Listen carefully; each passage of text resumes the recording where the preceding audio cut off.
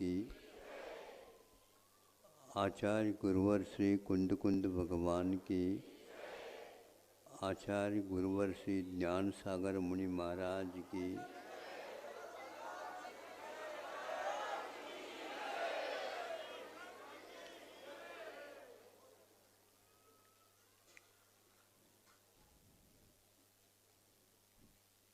यह भी एक समय निश्चित किया जाए या संगीत का जो कार्यक्रम होता पूजन से पूर्व में, उसको एकाध दिन के लिए होता तो बात अलग है, लेकिन प्रतिदिन यदि रखते हैं तो यहाँ पर इस परिसर में जो गतिविधियाँ होती हैं स्वाध्याय आदि क्रम से कुछ चर्चा वगैरह को, उसके लिए यह वातावरण प्रतिकूल होता है। आपको रखना है तो अलग कोई समय नियुक्त करके कर सकते हैं।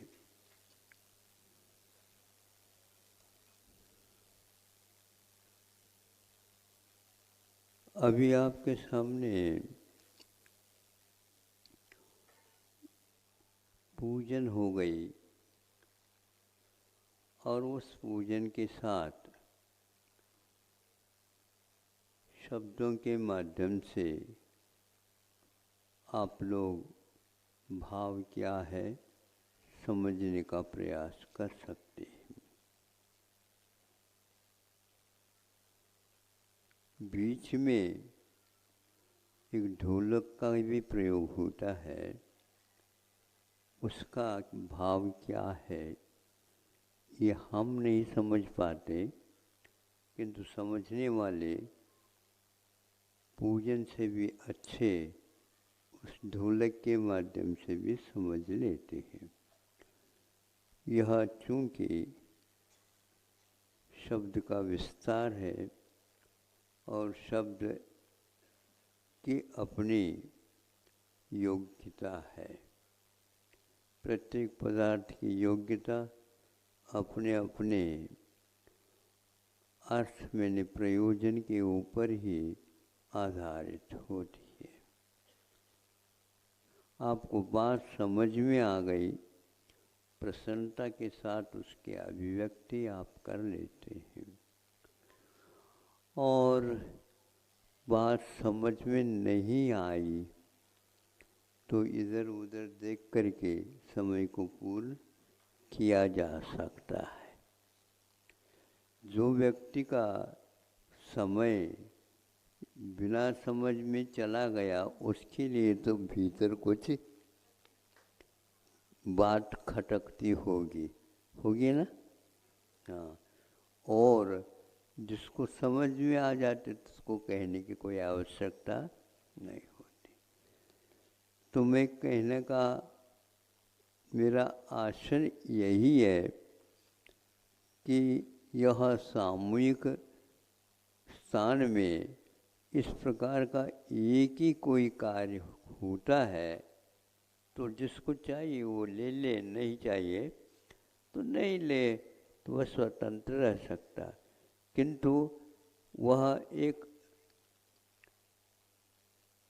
निश्चित काल को लेकर के होना चाहिए। मैं बोलता रहूँ, प्रवचन करता रहूँ तो वहीं पर माइक ला करके रख दो, मैं बोलता ही रहूँगा, तो वो भी आप लोगों के लिए अखरेगा। अखरेगा क्या नहीं अखरेगा महाराज, नहीं कैसे अखरेगा, यहाँ से तो चल कर उठ करके चल जाते हैं ना, यही आकरण है तो और कौन सा। आपको दूसरा कार्य करना है, इसलिए हमारे प्रवचन आपके लिए उसी समय इष्ट है जिस समय उसको काल निश्चित किया जाता है। छोटा बच्चा भी समझता है, बूढ़े भी समझते हैं और पागल भी कुछ समझता है। पागल आप कह रहे हैं, लेकिन वस्तुतः पागल है क्या नहीं, इसका निर्णय निश्चित करना बहुत कठिन होता है। किसी एक विषय की गहराई तक पहुंचता व्यक्ति लगता ऐसा है ये पागल है, लेकिन आप सतह पर नहरों में मनोरंजन करने वाले हैं। डुबकी लगाने वाला व्यक्ति समझता है कि उसे क्या मिलने वाली निधि मिलने वाली है। इसलिए बाकी सारी इंद्रियां अपने अपने काम करती है, लेकिन जो शब्द को सुन करके जिस इंद्रिय के माध्यम सुनना, ये भी एक इंद्रिय का विषय है। किससे सुनते हैं आप लोग? हैं? कान से? सोच लो। हैं? इधर से कान से कहा, इधर से आ गया मन से, और तीसरे स्थान से आ गया ध्यान से।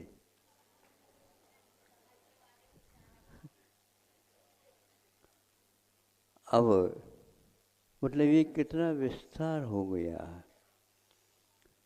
3 बातें तो आई गई वहां पर, और एक व्यक्ति सुना या नहीं सुना, जिसको बोलते हैं आप आनाकानी। आनाकानी है ना? तो आनाकानी का अर्थ क्या होता है? सुना तो है,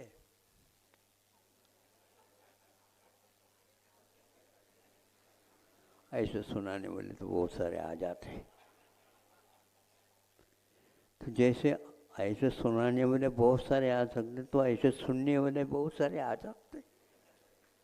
हम भी कर सकते, कह सकते, किंतु यदि समय निकाल करके बड़ी जिज्ञासा के साथ, अभिरुचि के साथ, निष्ठा के साथ कोई व्यक्ति आता है, तो उसके लिए यहाँ पर बहुत कुछ मिलने वाला होता है। तो किसी ने कहा कानों से सुना, तो हमने भी कानों से सुना, लेकिन वह संगी पंचेंद्रिय हो ये नियम नहीं है। यानी वो कान वाला तो है, लेकिन मन वाला है, ये हम नहीं कह सकते। बहुत अंतर हो गया है कान,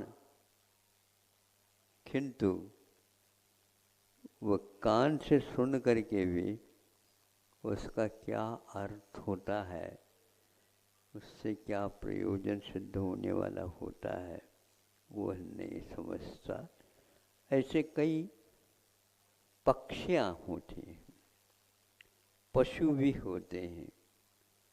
कभी कभी सुनने में आता है, उसमें प्रसिद्धि है गधा।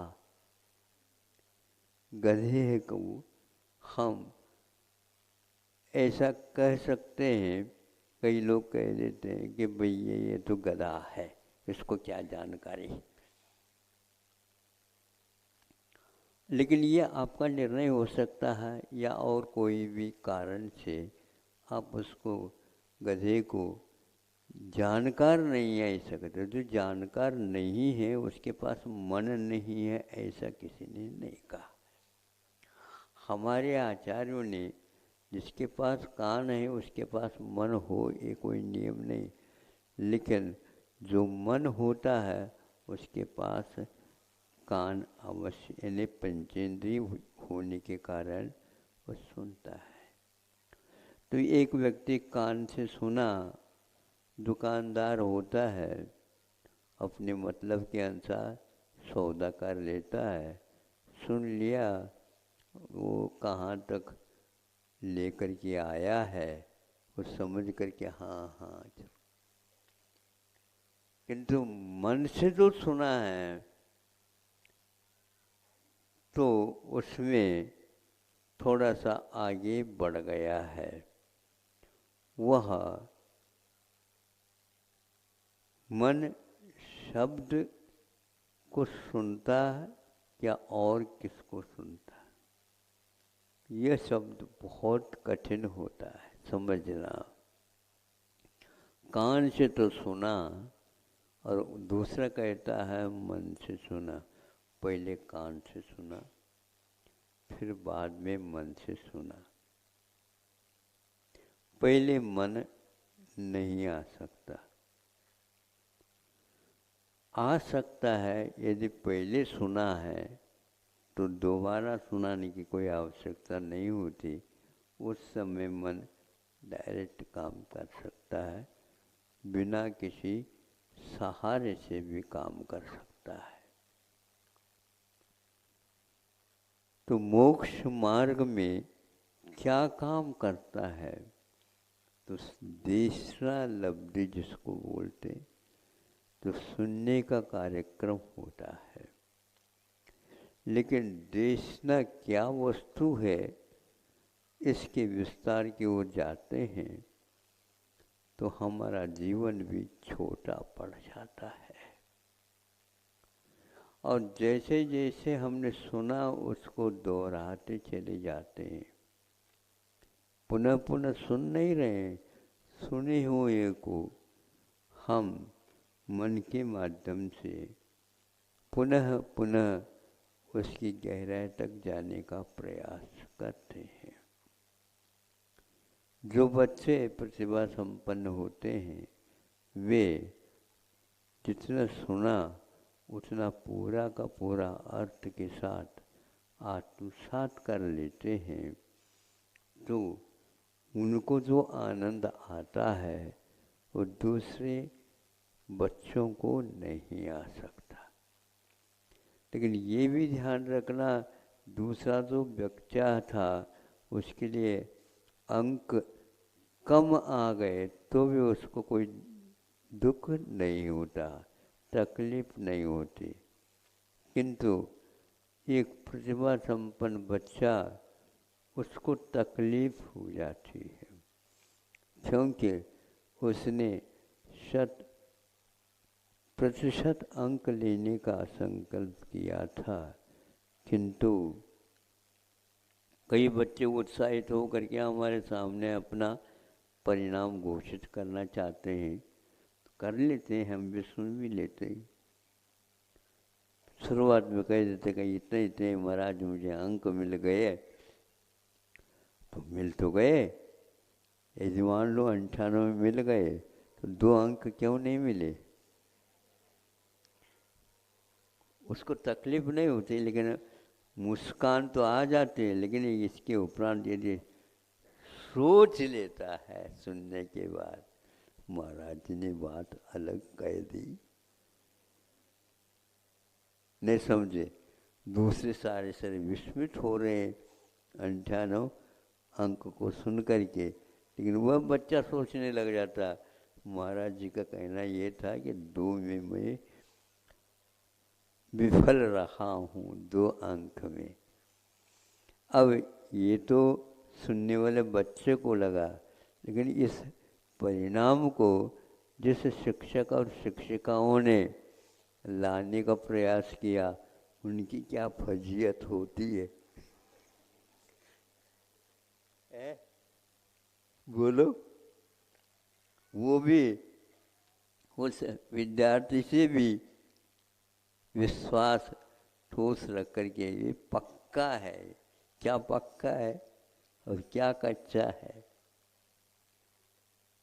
पकने योग्य फल अलग होता है डाल पर, किंतु नहीं पकने योग्य है तो वो क्या होगा।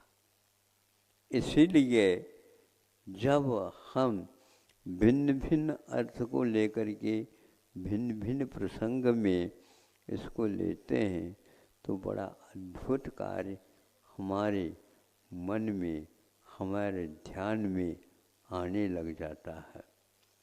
मन और ध्यान, इसमें बहुत अंतर है। एक संयत ज्ञान का नाम ध्यान होता है और एक जानने का उपाय का नाम मन हुआ करता है। आप लोग यह जो समय देते हैं इसको उसी रूप में स्वीकार करिए, उसके साथ खिचड़ी न बनाइए, क्योंकि ये बहुत जल्दी खिचड़ी बन जाती है। लेकिन यदि कोई और व्यंजन बनाना चाहते हैं तो उसके लिए कहा जाता है कि भैया ये व्यंजन बना है और ये तो खिचड़ी बन गई। जीवन में खिचड़ी बनाने के लिए यह सुनना नहीं होता है, ये तो एक विशेष उसका आस्वादन लेने के लिए है। बहुत लोगों को एकांत में बैठने के उपरांत और एकांत के साथ साथ विषय भी एक लेकर के बैठ जाते हैं तो उनको जो आनंद आता औरों को इस प्रकार का आनंद आ नहीं सकता। अब आप लोग सुनने की प्रक्रिया को, मनन करने की प्रक्रिया को और ध्यान की प्रक्रिया को अवश्य अपने जीवन में महत्व देते हुए आगे बढ़ेंगे तो तीसरा लब्धि की सार्थकता आपके जीवन में आ सकती है। तो एक मेंढक है, वर्षा का काल है आजकल, एक मेंढक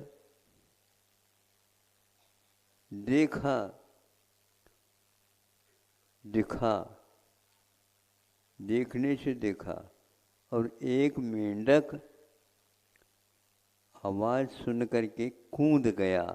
उस समय हमने देखा वो चने के बराबर था। अब मेंढक है, संगी पंचेंद्री है, और उसको देखा वो चने के बराबर है।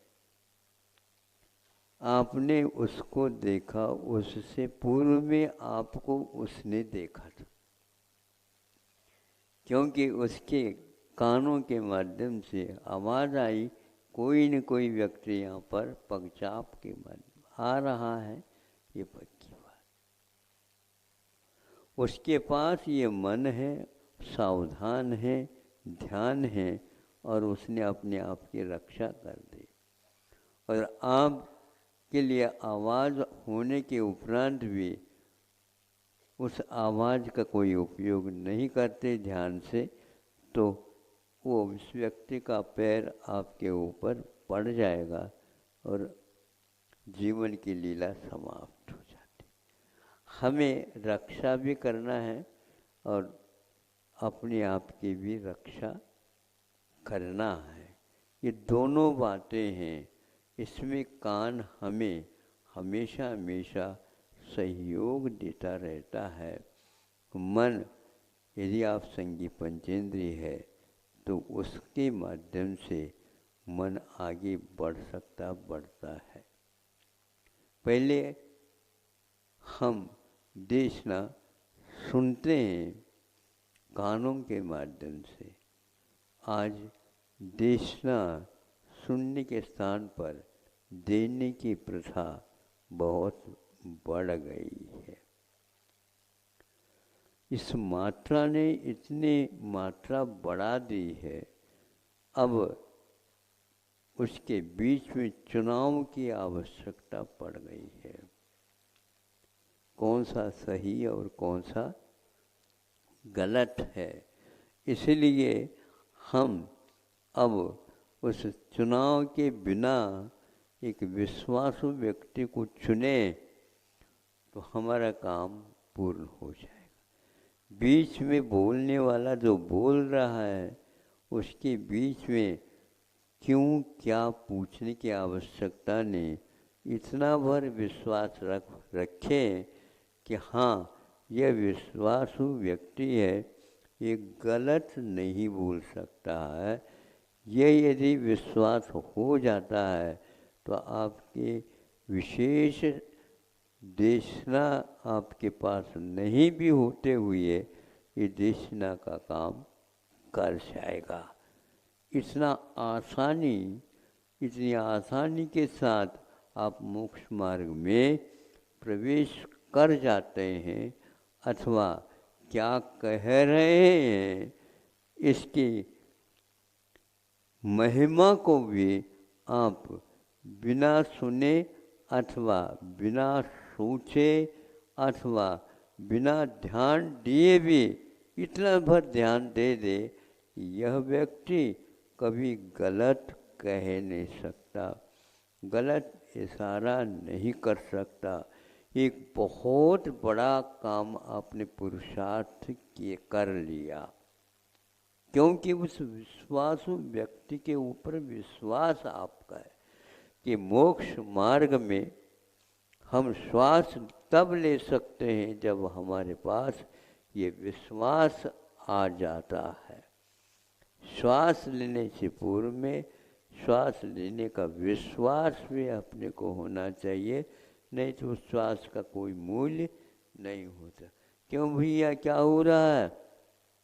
अब विश्वास टूट चुका है, क्योंकि श्वास की गति में बहुत अंतर आ गया। इसी प्रकार आपकी घट में जब तक विश्वास उस व्यक्ति का बना हुआ रहता तब तक पक्का है वो मोक्ष मार्गी अथवा सम्यक दृष्टि हुआ करता है, इसमें कोई संदेह नहीं। लोग उसको माने या न माने। सुन रहे हो? आनाकानी तो नहीं, मन से सुन रहे हो? आओ तो बोलो। हमारे कहने से बोल रहे हो इसलिए तो शंका हो रही है हमें।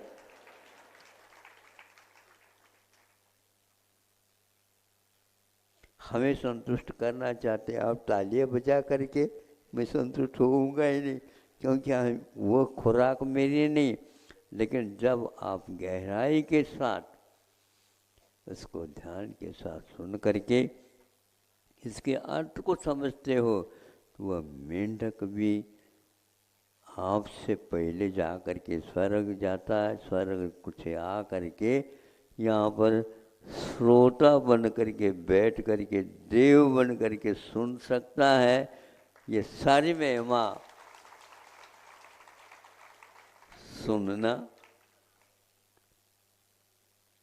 गुनना, फिर ध्यान लगाने के ऊपर आधारित है। आपने बहुत बड़ा पुरुषार्थ किया, कहने से किया भली वो, लेकिन फिर भी किया है। इसी शैली से, इसी विधा में हम 10 मिनट, 5 मिनट, 15 मिनट जो कुछ अपने को उपलब्ध होता है, स्वस्थ निश्चिंत हो करके परम पुरुषों के वचन के ऊपर ध्यान देंगे। उनके अनुपस्थिति में भी हमें वो जो देना चाहते थे उपलब्ध हो जाएगा, और हो जाएगा तो वो आपको बदले में कोई मांग नहीं रहे, और आपसे मांगने से हमें मिलने वाला भी क्या है। लेकिन फिर भी आपसे हम कुछ चाहते हैं। क्या चाहते हैं? जो सुनाया उसको सुन करके उसी के अनुसार यदि अपने आप के जीवन को ढाल देते हो तो ढालने के उपरांत इतने बड़े बड़े कार्य कर सकते हैं आप। हजारों लाखों व्यक्तियों के द्वारा काम नहीं होगा, वह छोटा सा समाज भी उसको कर सकता है। आस्था विश्वास का एक खेल है। हजारों वर्ष पूर्व में लिखे हुए आयुर्वेद के ग्रंथ हैं, और आज उनके अभाव में भी उनके वो शब्द, उनकी वह देशना काम कर रही है, और आप उनके अभाव में भी अपने अर्जित अर्थ का या और कोई भी वस्तु का विनिमय कर रहे हैं, यानी व्यापार नहीं कर रहे हैं, उसको उसमें लगा रहे हैं। ये केवल सुना, मना, गुना, फिर ध्यान दे दिया तो आप एक पाई में भी उसकी सार्थकता पा सकते हैं। नहीं है तो कितने भी आप संपदा व्यय करो, उसका कोई प्रयोजन सिद्ध होने वाला नहीं। संदेह के साथ भी आप ये काम न करें, विश्वास रख करके करें। ढुलमुल में यदि करोगे, ढुलमुल समझते हो अर्थ? ढुलमुल का अर्थ क्या होता है?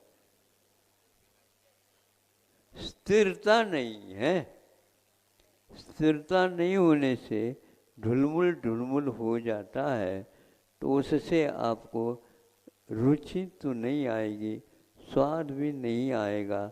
हाँ, देखा देखी उसको हम कह सकते हैं, किंतु विश्वास के साथ किया हुआ वह तब तक श्वास लेता रहता है, वह मेंढक की अवस्था में भी काम कर रहा है, और मेंढक के बाद वह देवगति में भी काम कर रहा है, और समोसरण में जा कर के बैठ जाता है।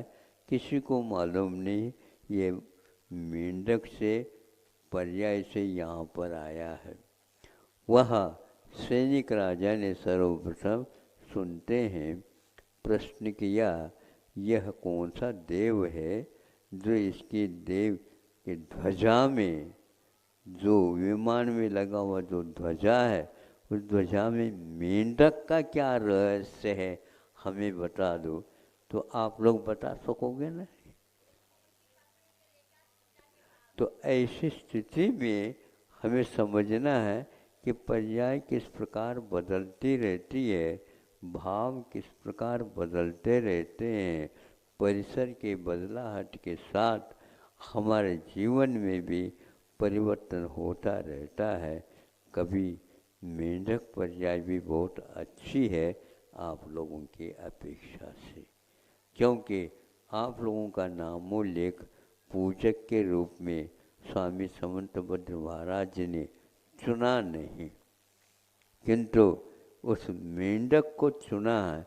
इसके बारे में आप थोड़ी सी ध्यान दीजिए, मैं सार्थक समझूंगा कि हाँ, ध्यान की प्रक्रिया आपको आ जाएगी। ऐसा नहीं हाथ के ऊपर हाथ बैठ करके करो, ध्यान का केंद्र खोलो, वो करो, इसको मैं मानता नहीं। जानता तो हूँ, लेकिन मानता इसलिए नहीं है, मेंढक पास हो गया और आपको एक भी नंबर अहिंसा परमो धर्म की।